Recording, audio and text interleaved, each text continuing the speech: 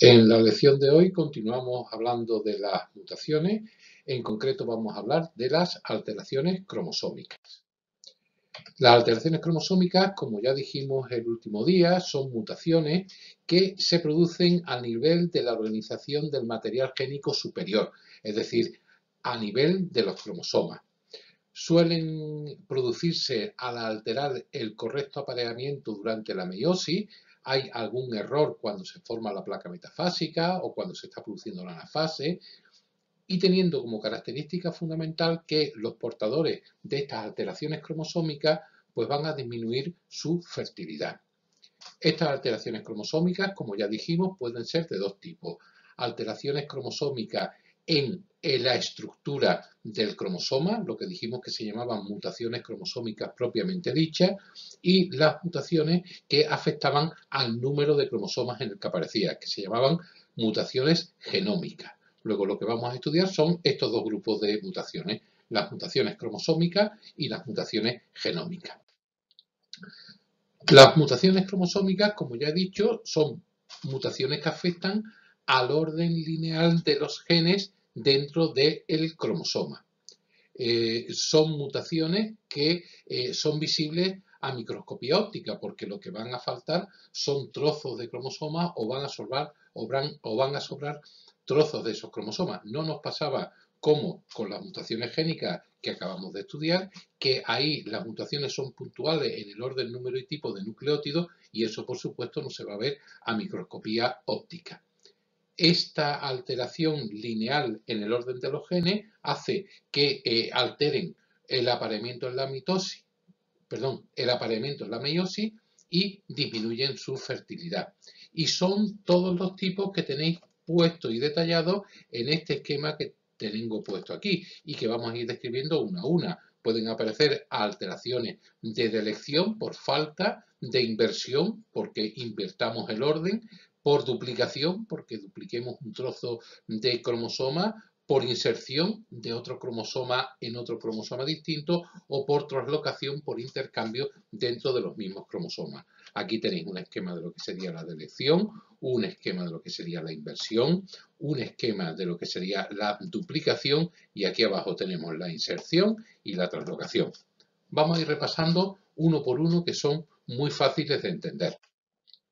Las mutaciones cromosómicas por delección son aquellas que se deben a la pérdida de un fragmento cromosómico, cuyas consecuencias van a derivarse de la función de los genes afectados que se hayan perdido. Bueno, pues aquí tengo un cromosoma normal en el cual se pierde esta área, se pierde esta parte de la tinción de banda y nos quedaría el cromosoma de esta manera. Este tipo de mutación cromosómica se llama delección, pérdida de un fragmento cromosómico.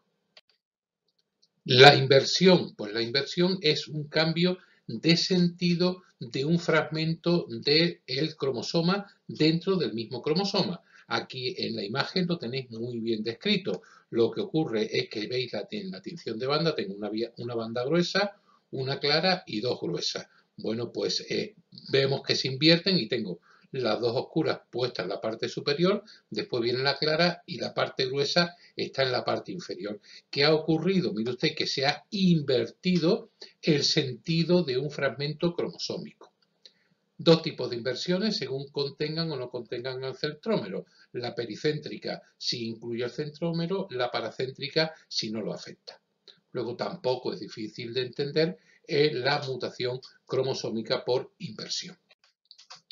La mutación cromosómica por duplicación es un tipo de mutación que se produce cuando se repite una fracción de un cromosoma y se adiciona en un segmento de ese mismo cromosoma o del homólogo, ¿vale? Pues aquí tengo un área y este área del cromosoma se duplica, se copia dos veces y se copia a continuación en el mismo cromosoma. Luego es una fracción repetida de un cromosoma por adición de un segmento o del mismo cromosoma o de otro cromosoma homólogo. Estamos duplicando esa información. Otro tipo de mutación cromosómica. La mutación cromosómica por inserción resulta más fácil verla que explicarla, por eso no tiene texto. ¿Qué es lo que vamos a hacer? Pues insertar un trozo de un cromosoma en otro cromosoma. Aquí tenemos el cromosoma 4 que está entero coloreado de amarillo. Esta es el área que se va a insertar. Evidentemente el cromosoma 4 pierde esa área que la gana el cromosoma 20, lo veis que es la 4 que se ha insertado. Lo que hacemos es insertar un área de un cromosoma en otro cromosoma. Esas serían las mutaciones cromosómicas por inserción.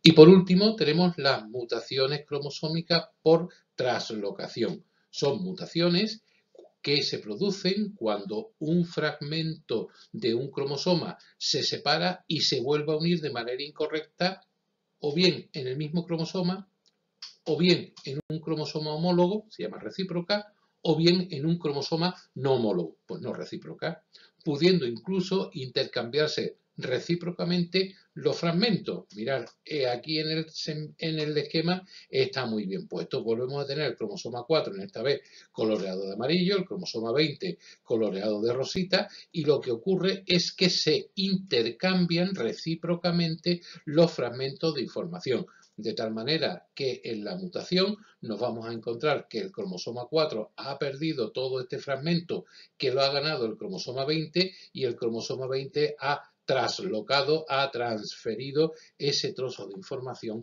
al cromosoma 4. Este tipo de mutación cromosómica se llama mutación cromosómica por translocación. Y aquí tenéis un cuadro final que os lo he puesto porque resume muy bien todas las mutaciones cromosómicas que acabamos de explicar. Empezamos con un cromosoma que lo tenemos dividido por letras A, B, C, D, F, G, H, siguiendo el orden del alfabeto, y aquí tendríamos los mutantes. Mire usted, ¿qué es de elección? De elección es pierde el D, ve que tiene A, B, C y pierde un trozo de cromosoma. Duplicación, vamos a duplicar BC y tengo BC duplicado. Inversión pericéntrica, mire usted que es que ha cogido el centrómero, pues tengo FED e he invertido el sentido. La paracéntrica, pues no cojo el centrómero y en vez de tener ABCD, pues tengo ADCB. La translocación recíproca, que es la última que hemos explicado, que veis, aquí utilizo un código de colores, el azul y el amarillo para los dos tipos de cromosomas y aquí solamente una R de resto, ¿veis? Pues aquí estamos transfiriendo el AB, que era del amarillo, ¿vale? A el resto, que es el PQRS, que es este que tenemos aquí, para el segundo cromosoma. Esta es una translocación recíproca. Y en la transposición, veis lo que hacemos es transponer de un sitio a otro del centrómero, pues esa información genética. Ahí tenéis detalladas todos los tipos de mutaciones cromosómicas que hemos descrito. Y aquí tenéis un ejemplo práctico de un paciente mío que me aportó este cariotipo. Aquí tenemos todos los cromosomas, todos los pares de cromosomas perfectamente ordenados de mayor a menor. Veis que es un paciente masculino, cromosoma XY, y apreciamos aquí en esta flechita, lo señalo, que falta un trozo del cromosoma 1. Bueno, pues ahí tiene una delección del brazo largo del cromosoma 1. Pues ahí tenéis un tipo de mutación cromosómica. Este paciente no supo que tenía ese tipo de mutación hasta pasado los 60 años. Y lo descubre porque un hijo suyo se hace un estudio cromosómico por infertilidad. Él fue fértil, le tuvo sus hijos, pero su hijo no era fértil a consecuencia de esta mutación. Y ahí tenéis algunos ejemplos de mutaciones cromosómicas humanas. Os voy a poner fundamentalmente dos. El síndrome del Cri-du-Chat, que es una delección del brazo corto del cromosoma 5, que da un cuadro clínico muy característico, un llanto que es como el maullido de un gato, tienen cráneo pequeño y tienen retraso tanto psicosomático como psicomotor. Y el otro síndrome que es debido a la delección del brazo largo del cromosoma 18, es el síndrome que se llama en boca de carpa. Son unos recién nacidos que tienen una fisionomía especial de la boca al respirar que parece la boca de un pez. Son niños lactantes que tienen muy poco recorrido vital porque nacen con un cráneo pequeño, con muchas malformaciones, con un retraso mental importante y con unas anomalías esqueléticas y oculares muy importantes. Un caso clínico real de un cri du chat con delección del cromosoma 5, que veis, este niño pues tiene eso, una microcefalia, cabeza pequeñita, retraso en su desarrollo, problemas en el lenguaje, problemas en el comportamiento y estas características en el ojo, en la cara, que se llama epicanthus, ¿vale? Pues este pliegue específico en el ojo que se llama epicanthus. El otro tipo de alteración cromosómica que nos quedan por estudiar son las alteraciones en cuanto al número de cromosomas, lo que hemos dicho que se llaman mutaciones genómicas o mutaciones cariotípicas. Son las que afectan al número de cromosomas de la dotación de la especie, es decir, lo que afecta al 2N. Y es debido fundamentalmente a errores en la división celular. Pues, por ejemplo, porque en una determinada metafase pues, no se separan, en la meiosis, no se separan los dos juegos como deben de hacerse y queda un gameto con un par de cromosomas y el otro gameto con un par exclusivamente. Bueno, pues nos vamos a encontrar individuos que tienen 3, en vez de 46, en vez de parejas de cromosomas, tienen tríos de cromosomas. Eso es lo que se llama euploidía, aparición de una o más series aléricas completas extras, haploidías o poliploidías, que es el nombre que tienen. Son muy poco frecuentes y generalmente incompatibles con la vida. Lo más normal son las aneuploidías. ¿Qué es una aneuploidía? Pues es la afectación de una pareja de cromosomas homólogos. Mire usted, ¿y qué afectación puede tener? Pues monosomía, que en vez de una pareja haya uno solo, trisomía, que aparezcan 3 cromosomas en vez de una pareja, o nulisomía, que no aparezca ningún cromosoma donde tenía que aparecer, falte una pareja de cromosomas completo. Y puede afectar tanto a los cromosomas autosómicos como a los cromosomas sexuales. Vamos a ver algunos ejemplos de mutaciones genómicas. Ahí tenéis un típico ejemplo de una euploidía. Hemos definido euploidía como la aparición de una o más series completas extra, haploidía o poliploidía. Pueden ser monoploides si tienen solamente uno más, triploides si tienen 3 o tetraploides si tienen 4. Me parece que es claro y evidente lo que estamos viendo. De aquí donde teníamos que haber un par de homólogos, hay 3, aquí hay 3, aquí hay 3, aquí hay 3. Veis que hasta en el par sexual, que en este caso es una mujer, tiene una triple X en vez de tener una doble X. Estamos hablando de la aparición de una serie completa extra de cromosomas. Vuelvo a insistir que es poco frecuente y que generalmente son individuos que son incompatibles con la vida. Las aneuploidías sí son mucho más frecuentes y, como hemos dicho, lo más frecuente son las monosomías, porque hayan uno solamente, o las trisomías. Algunos ejemplos, bueno, pues dentro de las autosómicas, el más característico, que es el que tenéis puesto ahí, es la trisomía del par 21, que es el síndrome de Down. Bueno, pues si vosotros vais viendo los pares y vais llegando al par 21, os vais a dar cuenta de que tiene 3 cromosomas. Es la trisomía del par 21, síndrome de Down. El síndrome de Edwards, que es la trisomía del par 18, exactamente igual que el de Down, pero en otro cromosoma distinto, da otra sintomatología diferente al síndrome de Down. El síndrome de Patot, que asocia 2 trisomías, del par 13 y del par 15. Y dentro del par sexual, pues tenemos el síndrome de Turner, que le falta un cromosoma X, la dotación será X0. El síndrome de Klinefelter, que tiene 2 cromosomas X y un cromosoma Y, y el síndrome del duplo Y, que tiene un cromosoma X y 2 cromosomas Y. Cada una de estas aneuploidías tienen su cariotipo específico, pero sobre todo su sintomatología específica y característica que nos hacen diferenciar este tipo de cuadro con mucha claridad. Se me olvidaba poner el síndrome de la triple X o la supermujer XXX. En este cuadro, que era el que yo me refería, vais a tener, os he puesto de alguna manera el genotipo, os he puesto el nombre de la enfermedad que hay, si se da más en varones o en hembras, o son solamente varones o hembras, más o menos cuál es la situación clínica que tiene, y aquí es muy importante que es la frecuencia, ¿vale? La frecuencia la he sacado siempre por cada 1000 nacimientos, salvo la trisomía 18 y la trisomía del 13, que lo he sacado cada 7000 y cada 5.000 nacimientos. ¿Qué significa? Pues que son muy poco frecuentes. Y dentro de esto, si vosotros veis por 1000 habitantes o por 1000 nacimientos normales, el más alto que hay es el síndrome de Down, que ya hemos dicho que es la trisomía del par 21, que se da tanto en varones como en hombres y que dan esas malformaciones asociadas a esos rasgos faciales tan característicos que vamos a ver ahora a continuación en una diapositiva.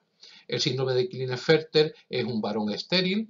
El síndrome de la triple X es una mujer que es una mujer fértil y puede llevar una vida casi normal. El síndrome del duplo I, que es XY, XY, es un varón que se caracteriza por tener una gran agresividad. De muchos de los delincuentes que se encuentran en cárceles americanas y que se le han hecho los cariotipos, se han descubierto que tienen una trisomía del duplo I, dos cromosomas I. El síndrome de Turner, que es una mujer, pero es una mujer que se caracteriza por su esterilidad y porque tiene una gran infertilidad tanto en sus genitales externos como en su configuración. Y después el síndrome de Edwards y el síndrome de Patot, que son síndromes con grandes malformaciones y con muy poca supervivencia. El otro que he saltado es el XXI, que es la trisomía, el síndrome de Klinefelter, que es también un varón, es fenotípicamente varón, pero es estéril. Como he dicho, pues una diapositiva dedicada al síndrome de Down como la aneuploidía más frecuente que nos podemos encontrar. Ya sabéis que son individuos fenotípicamente con estructura bajita, con una frente amplia y aplanada, con el epicanthus que os he descrito antes en los ojos, con una palma de la mano y con la planta de los pies con muchísimo menos pliegue y en la mano con un pliegue exclusivamente, y con un coeficiente de inteligencia un poquito inferior a lo que sería la media. Para terminar la lección, ya hemos terminado con todo lo que corresponde a las mutaciones cromosómicas y a las mutaciones genómicas. Vamos a hablar un poco de las mutaciones espontáneas y las mutaciones inducidas por la importancia que tienen este tipo de mutaciones. Las mutaciones espontáneas o las mutaciones naturales como fuente de variabilidad y las mutaciones inducidas por los efectos teratogénicos que pueden tener actualmente pues, numerosos tóxicos sobre nuestro ADN. Las mutaciones espontáneas, como bien dice su nombre o naturales, son aquellas que se dan de manera espontánea en la naturaleza y, como os he dicho, se consideran el motor de la evolución. La finalidad que tiene este tipo de mutaciones espontáneas es aumentar la variabilidad genética de los seres vivos y que los más adaptados sobrevivan al entorno.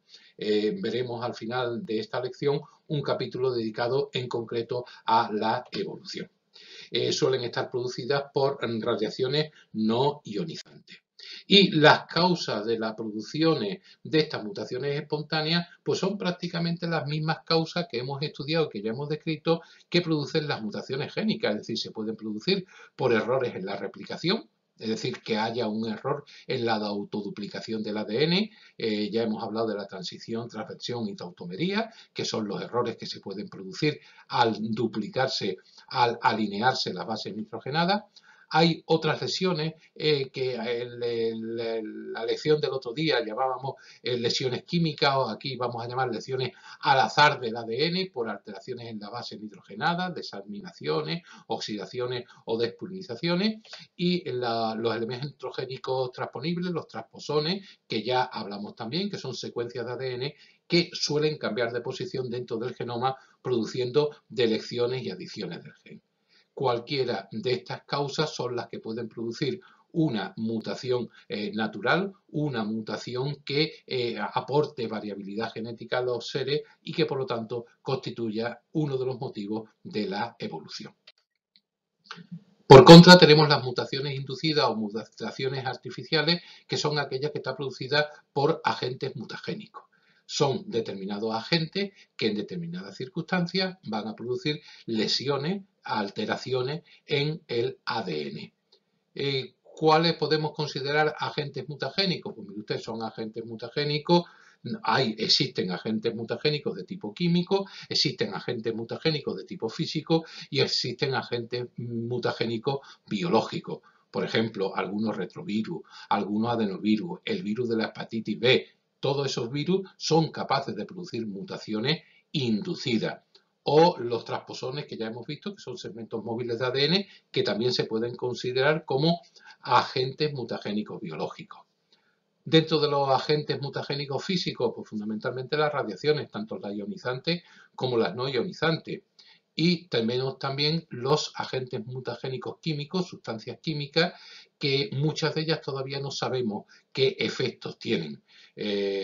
Vamos a ver ahora un cuadro donde os voy a poner pues algunos de los efectos que pueden tener estos agentes mutagénicos sobre el ADN, y algunos están perfectamente conocidos, pero otros, como son los pesticidas, las anilinas o determinados tipos de drogas, son totalmente desconocidos aún hoy en día.